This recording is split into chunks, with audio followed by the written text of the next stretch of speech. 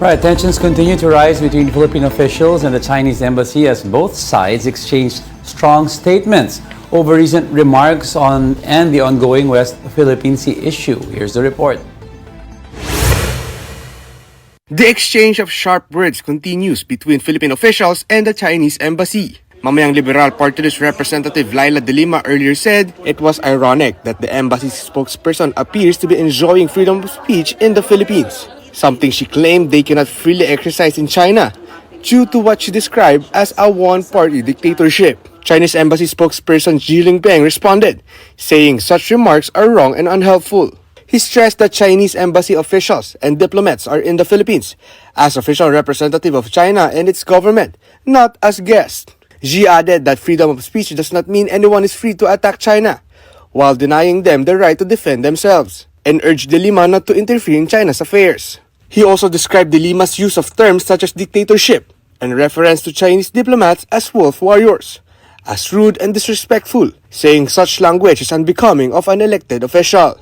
For maritime law expert Professor J. Batumbakal, such actions by the Chinese embassy could be considered interference in the country's domestic affairs.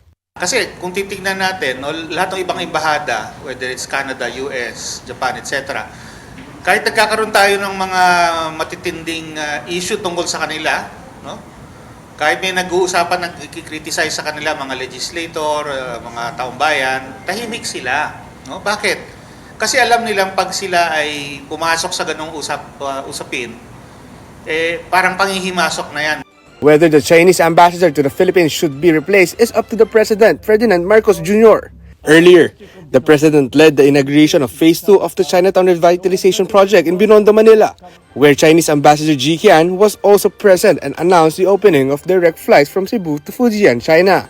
The President expressed gratitude for the development. Batumbakal said such engagement may be efforts to improve strained relations. Hindi yun necessarily indication na nagsosoften tayo pagdating sa West Philippine Sea.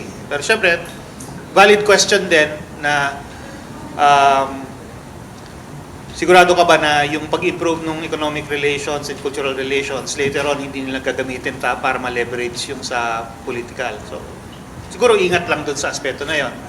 Meanwhile, Philippine Coast Guard spokesperson for the West Philippine Sea, Commodore J. Tariela, rejected claims that the government's transparency efforts are provoking China.